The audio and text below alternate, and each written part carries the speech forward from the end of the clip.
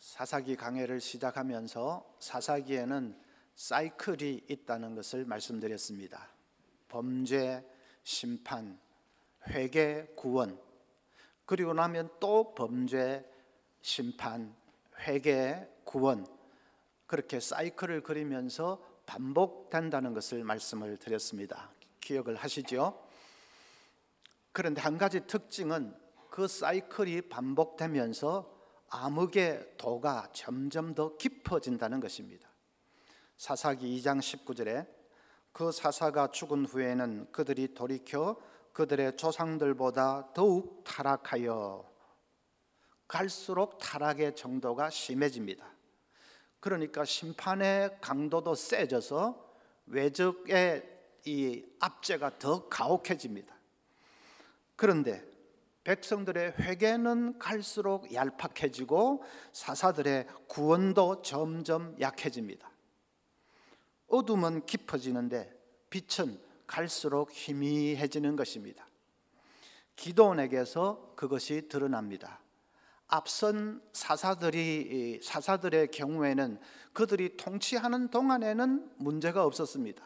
그런데 기드온은 통치 중에 벌써 문제가 발생하기 시작합니다. 또 앞선 사사들은 그들 개인적으로는 아무 결점이 없었는데 기드온은 개인적으로 여러 가지 결점을 노출하기 시작합니다. 기드온을 시작으로 해서 사사들이 갈수록 영적으로 약해지는 것입니다. 나중에 나오는 이 삼손은 사사라고 하는 사람이 기생의 집에 들락거릴 정도로 아주 최악의 상황까지 이르게 됩니다. 그래서 사사기의 결론은 인간 사사는 우리를 온전하게 구원할 수 없다는 것입니다. 우리에게는 흠도 없고 점도 없는 온전한 사사가 필요합니다. 장차 오실 메시아 그리스도가 바로 그분이죠. 그리스도가 영원한 사사가 되어서 우리를 다스릴 때에 이스라엘은 참된 샬롬을 얻게 될 것입니다. 그것이 사사기가 말하려고 하는 핵심 메시지죠. 그것을 기억하면서 오늘은 기드온이 어떤 영적인 문제점을 안고 있었는가, 그것을 한번 살펴보려고 합니다. 첫째는 그가 교만에 덫에 빠졌습니다. 기드온이 미디안 대군 13만 5천 명 대군을 물리친 것은 우리가 지난주에 살펴보았습니다. 이제 기드온은 그 남은 잔당을 무찌르려고 그 잔당을 추격을 하다가 숫곳이라는 마을에 이르렀습니다. 마을 사람들에게 부하들이 배가 되게 고프니까 먹을 것을 좀 달라고 청을 했습니다. 그런데 숫곳 사람들이 냉정하게 거절을 해버립니다. 잔당이라고 해도 아직도 그 숫자가 많은데 당신들 이 병사 300명으로 어떻게 그 잔당들을 무찌를 수 있느냐, 못 믿겠다는 거죠.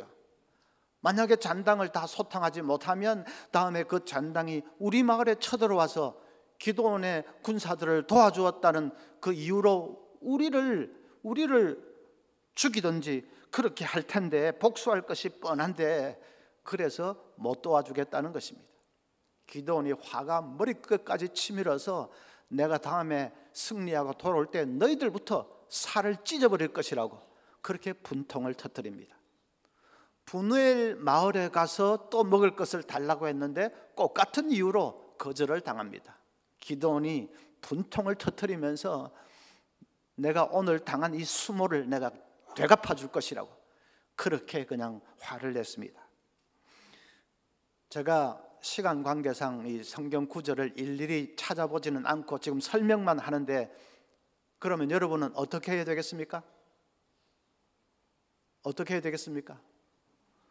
집에 가서 복습을 하셔야죠. 집에 가서 이 8장을 꼭 읽어보시기를 바랍니다. 오늘 들은 말씀을 회상하면서 읽어보시면 8장이 귀에 쏙쏙 들어올 겁니다. 공부 잘하는 학생은 꼭 복습하는 거 아시죠? 기드온의 군사들은 이 고픈 배를 움켜쥐고 가서 다행히 미디안의 잔당을 다 소탕을 했습니다. 돌아오는 길에 숫꽃 마을에 이르러서 기드온이 찔레와 가시로 그 숫꽃 마을 사람들 정말 살을 찢어버렸습니다. 브누엘 마을에 가서는 더 잔혹하게 그 마을의 망대를 헐어버리고 마을 사람들을 다 죽여버렸습니다. 같은 동족인데도 그렇게 아주 잔혹한 짓을 했습니다. 기드온이 왜 그렇게 잔인한 짓을 했을까? 자기가 무시를 당했다는 것이죠. 내가 너희들을 미디안의 손에서 구출해 주었는데 그런데 나를 대접을 안 해? 나를 무시해? 그래서 그렇게 잔인한 짓을 했습니다. 만약에 기드온이 숫꽃 사람들이 뭐 먹을 것 못 주겠다 이렇게 거절을 할 때에 이렇게 말했다면 어떨까요? 당신들 말이 맞아요. 이 300명으로 미디안 잔당들 소탕하는 거 그거 쉽지 않아요. 하지만 우리는 이미 하나님의 도움으로 미디안의 대군을 물리쳤어요. 그러니까 저를 보지 말고 하나님의 능력을 믿으세요. 그렇게 말했다면, 그런 자세를 가지고 있었다면 기드온이 그렇게까지 분통을 터뜨리지는 않았을 것입니다. 그런데 기드온은 지난날 대성을 거둔 것이 전적으로 하나님의 은혜로 말미암은 것이다 하는 것을 까맣게 지금 잊어버린 것입니다. 마치 자기가 잘나서 이긴 것처럼 생각하면서 그런데도 너희들이 나를 대접을 안 하고 나를 무시해? 하고 지금 분통을 터뜨리고 있는 것이죠. 기드온이 교만해진 것입니다. 대군을 물리치고 잔당도 다 소탕하고 계속 승리를 하다 보니까 그만 사람이 교만해져 버린 것입니다. 여러분, 우리도 성공할 때 조심해야 됩니다. 성공할 때, 잘 나갈 때 교만의 덫에 빠지지 않도록 조심해야 됩니다. 사람이 죄 짓는 것은 힘들고 어려울 때 죄 짓지 않습니다. 힘들고 어려워서 눈물 콧물 흘리면서 기도하면서 죄를 짓는다, 그런 사람 없지요. 편안할 때에 죄를 짓습니다. 노아도 홍수 심판이 계속될 때는 그는 의롭고 경건한 사람이었습니다. 그런데 심판이 끝나고 편안해지니까 포도주를 마시고 만취하고 추태를 부렸어요. 다윗도 사울에게 이리저리 쫓겨다니면서 고생할 때는 그는 믿음의 사람이었어요. 그런데 나중에 왕이 되고 편안해지니까 간음에 죄를 짓고 살인 교사까지 하고 그렇게 그냥 죄의 나락에 떨어졌지 않습니까? 다 성공하고 나서 교만의 덫에 빠진 것입니다. 우리도 그것을 조심해야 됩니다. 은혜를 잊지 말아야 됩니다. 하나님, 내가 오늘날 이 자리에 있는 것 전적으로 내가 잘나서가 아니라 하나님의 은혜입니다. 그걸 잊지 말아야 됩니다.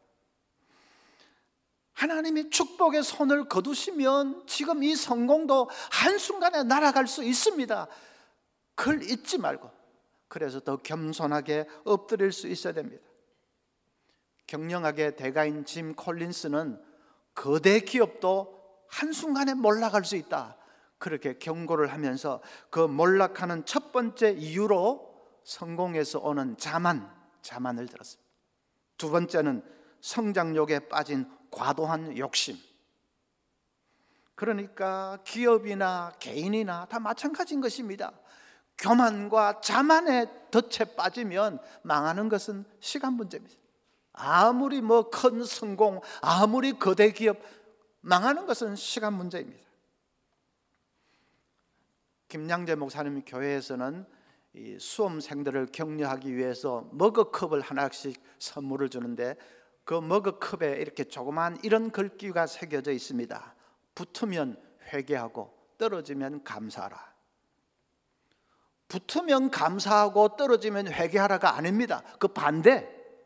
붙으면 회개하고 떨어지면 감사하라. 붙으면 그 붙은 사람은 잘못하면 이제 자만해지고 안일해지고 그러기가 쉽기 때문에 그저 겸손하게 자기를 돌아보고 회개하라는 것입니다. 떨어진 사람은 그 시련을 통해서 하나님이 연단하시고 하나님 더 크게 쓰시려는 뜻이 있기 때문에 그거 믿고 감사하라. 맞는 말 아닙니까? 여러분, 편안하고 잘 나갈 때에 더 엎드려 기도하시기를 바랍니다. 어려울 때에 1시간 기도하면 편안할 때는 2시간 기도해야 됩니다. 시련의 때에 1시간 기도하면 형통할 때는 2시간 기도해야 됩니다. 저 가정은 별 문제도 없는데 왜 저렇게 새벽마다 나와서 저렇게 기도할까? 이상하다. 이상한 게 아니고 그렇게 해야 됩니다. 편안할 때 더 엎드려 기도해야 됩니다. 그래야 교만에 덫에 빠지지 않을 수가 있습니다. 망하지 않을 수가 있습니다. 두 번째, 이 기드온의 잘못, 순종의 삶을 살지 못한 것입니다.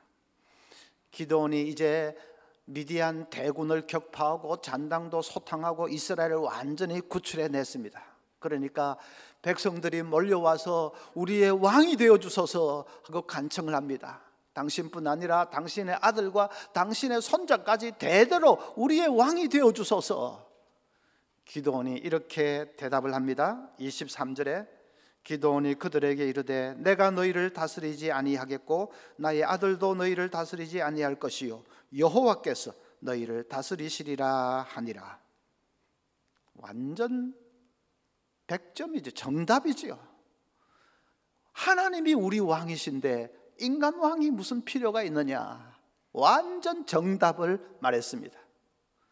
말은 그렇게 잘해놓고 그 다음에 행동은 영 이상합니다. 기드온이 백성들에게 너희들이 그 전쟁터에서 얻은 전리품 중에서 금 귀고리는 나에게 줄 수 없겠느냐 하고 요청을 합니다. 백성들이 흔쾌히 그렇게 하겠노라고 금 귀고리를 모아서 주었습니다. 그렇게 해서 모은 금이 무게로 20kg나 됐습니다. 기드온이 엄청나게 부를 축적한 것이죠. 그리고 기드온에게 여자들이 줄을 섰습니다.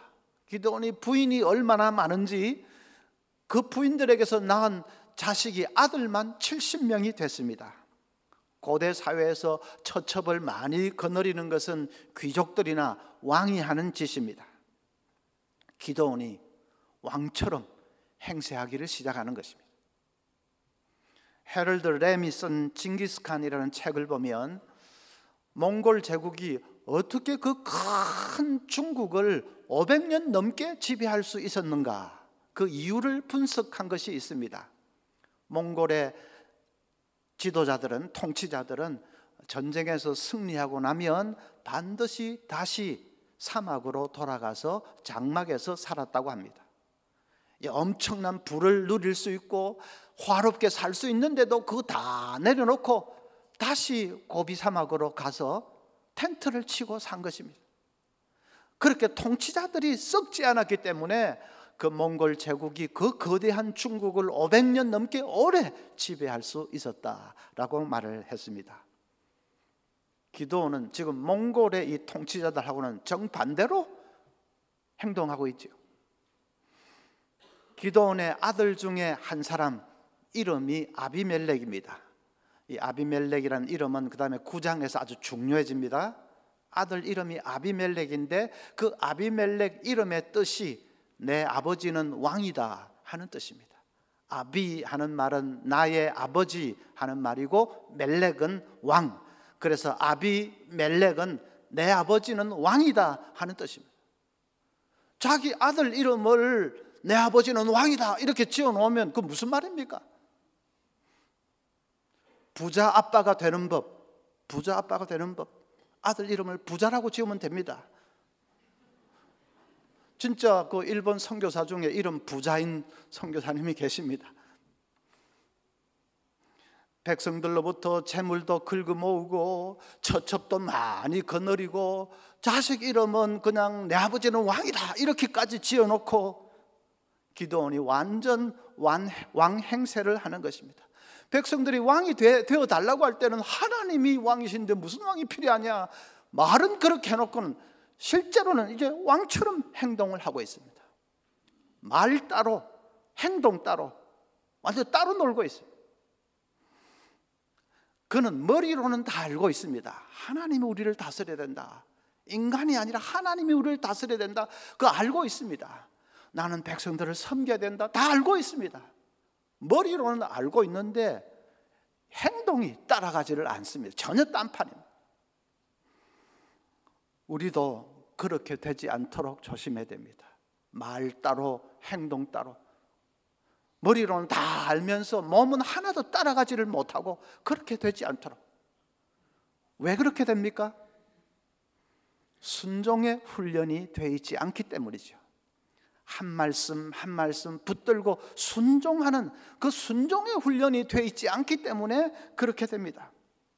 야고보 1장 22절에 너희는 말씀을 행하는 자가 되고 듣기만 하여 자신을 속이는 자가 되지 말라. 듣기만 하고 행함이 없으면 그게 왜 자기를 속이는 것입니까? 듣고 아는 것만으로 자기는 이제 다 되었다고 생각하기 때문입니다. 아는 것, 그것만으로 자기는 이제 영적으로 성숙하다 그렇게 생각하기 때문입니다. 그래서 자기를 속이는 것이죠. 그게 성숙한 것이 아니지요. 행함이 있어야, 삶이 있어야 성숙한 것이지 그냥 아는 것이 성숙입니까? 아니지요. 그래서 아는 것에 그치지 않고 그 말씀 한마디 한마디 순종하는 것이 중요합니다. 순종이 왜 어렵습니까? 우리 본성은 말씀에 순종하는 거 좋아하지 않습니다. 우리의 부패한 이 옛 본성은 어떻게 하든지 세상 방식대로 사는 거 좋아하지 하나님 말씀에 순종하는 거 좋아하지 않습니다. 그래서 순종하기 위해서는 나의 이 본성과 싸워야 됩니다. 그것을 사도 바울은 자신을 쳐서 복종시키는 것이다 그렇게 표현을 했습니다.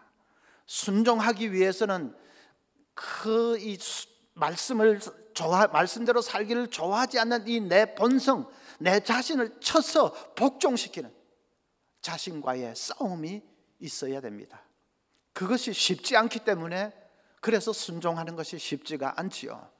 그래도 쉽지 않아도 그래도 우리는 자신과 자기의 본성과 더불어 싸워야 합니다. 자기를 쳐서 복종시켜야 합니다. 여러분, 말씀을 대할 때는 자꾸 질문을 하십시오. 질문을 하십시오. 이 말씀에 비춰볼 때 나에게 잘못된 것이 없는지 질문을 하십시오. 이 말씀에 비춰볼 때 내가 고쳐야 할 습관은 무엇인지, 내가 고쳐야 할 생각이 뭔지, 이 말씀에 비춰볼 때에 내가 좀 더 열심을 내야 될 그런 부분은 뭔지 자꾸 그렇게 질문을 하십시오. 그냥 말씀을 받으면서 야 좋다, 은혜롭다 막 그렇게만 하면 안 됩니다. 초신자 때는 뭐 그럴 수 있지만 세월이 점점 지나가는데도 계속 은혜로운 거 그런 것만 추구하면 안 됩니다. 말씀의 거울에 나 자신을 비추어 보면서 나에게 잘못된 것이 무엇이 있는가 질문을 하십시오.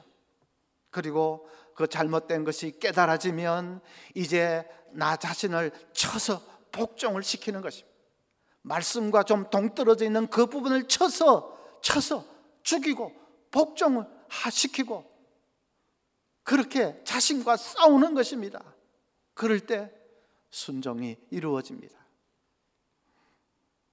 어떤 청년이 치과에 이가 아파서 치과에 갔더니 의사가 이를 뽑아야 된다고 합니다. 이 하나 뽑는데 얼마나 합니까? 했더니 10만 원이라고 합니다. 청년이 아니 눈 깜짝할 사이에 이 하나 뽑는데 10만 원이나 받느냐고 너무 비싸다고 불평을 했습니다. 그랬더니 의사가 싱긋이 웃으면서 하는 말이 정 그러시다면 뭐 천천히 뽑아 드릴 수도 있습니다. 청년이 그냥 질급을 했다는 것이죠. 이를 천천히 뽑으면 어떻게 되겠습니까? 한 3분의 1좀 뽑아놓고 차 한잔 마시고 또 3분의 1좀 뽑아놓고 또 전화도 하고 하면 어떻게 되겠습니까? 이는 근데 단번에 뽑아버려야 됩니다. 순종도 단번에 해야 됩니다. 자기를 쳐서 복종시키는 이 일도 단번에 해야 됩니다. 미루면 안 됩니다. 다음에 하지, 내년부터 하지, 미루면 안 됩니다. 마귀 중에서 제일 간교한 놈이 어떤 마귀라고요? 다음 마귀. 다음 마귀. 마귀는 뭐 하지 말라는 말은 절대로 안 합니다. 순종 좋지, 해야지. 근데 지금 12월 중순이잖아. 그냥 2020년부터 그냥 산뜻하게 1월 1일부터 다음에.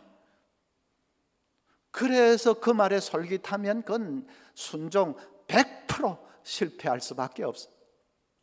단번에.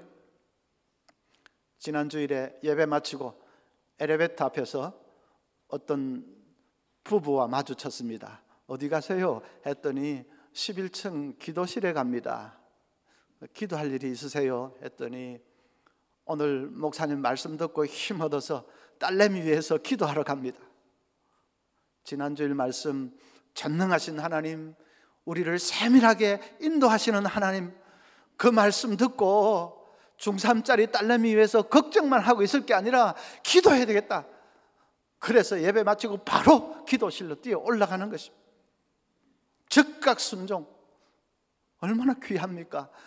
제가 그 말을 들으면서 저도 힘이 부쩍 나는 것을 느꼈습니다.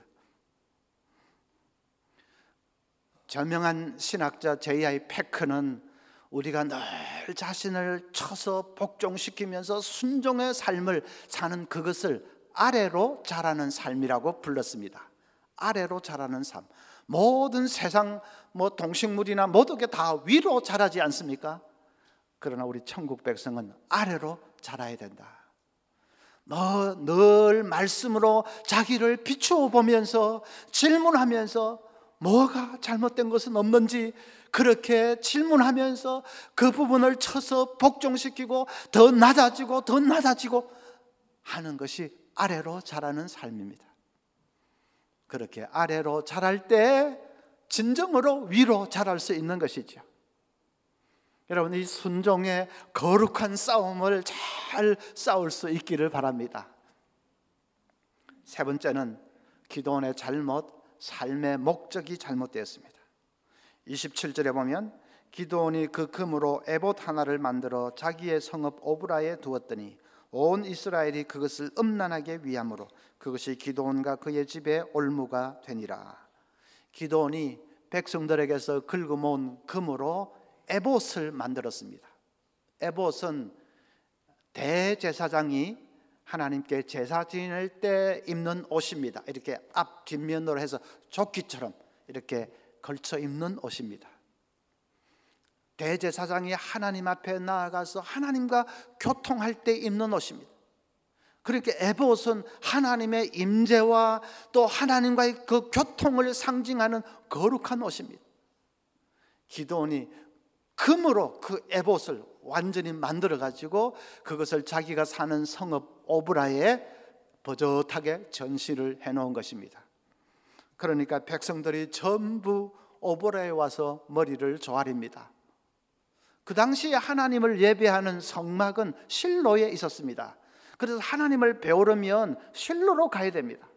그런데 백성들이 실로로 가지 않고 이제는 전부 오브라에 와서 머리를 조아리는 것입니다. 기도원이 그런 식으로 에봇을 이용을 한 것이죠.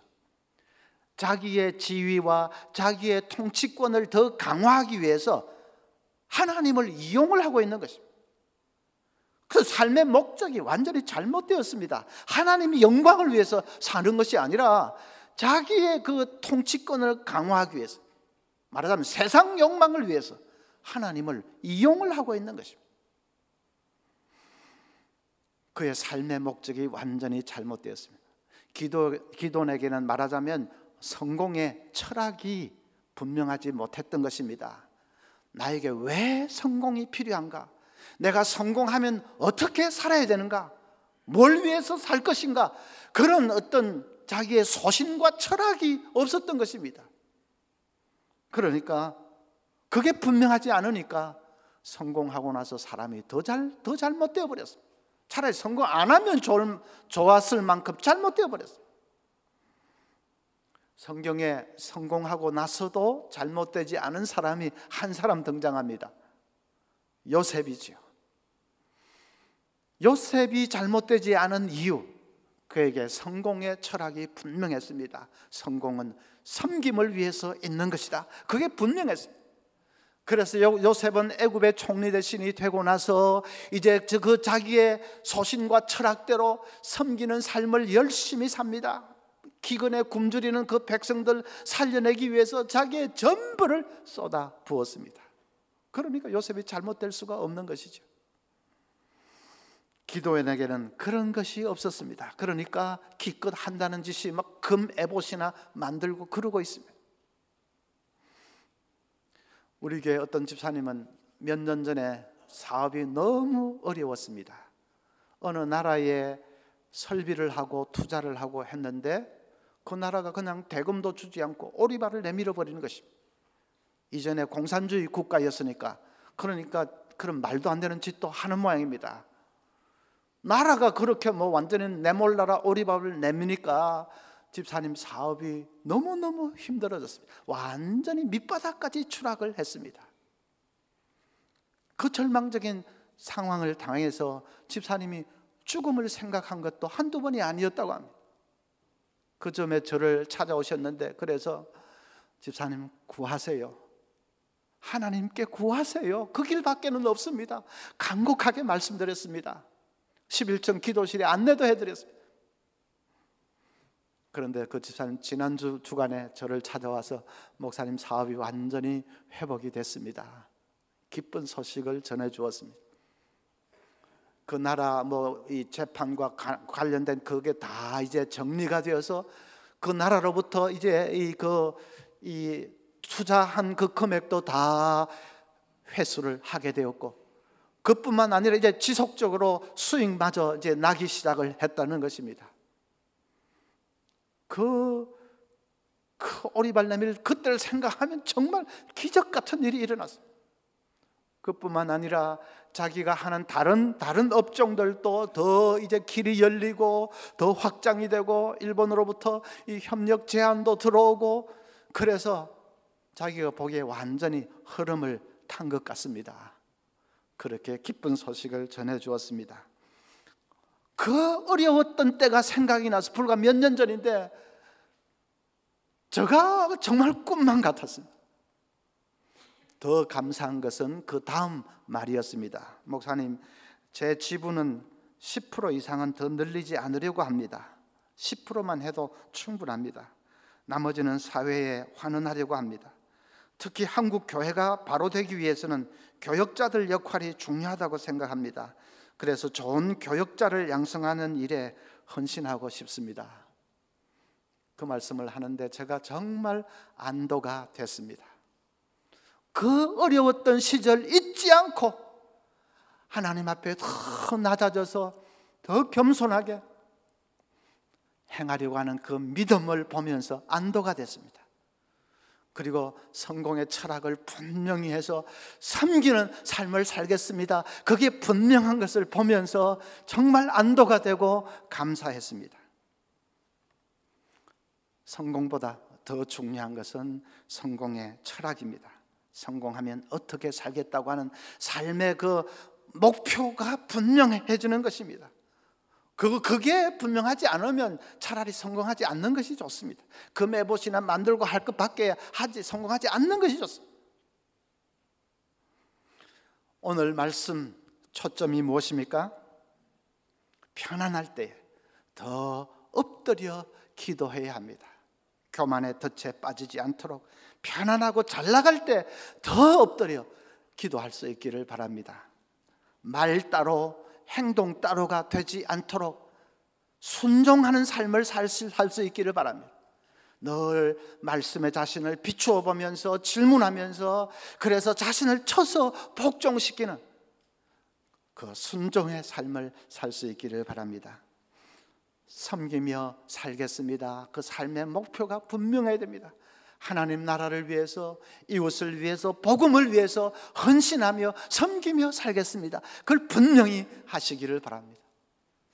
그래서 우리 성도들 모두가 다 인생의 진정한 성공자가 될 수 있기를 간절히 소원합니다.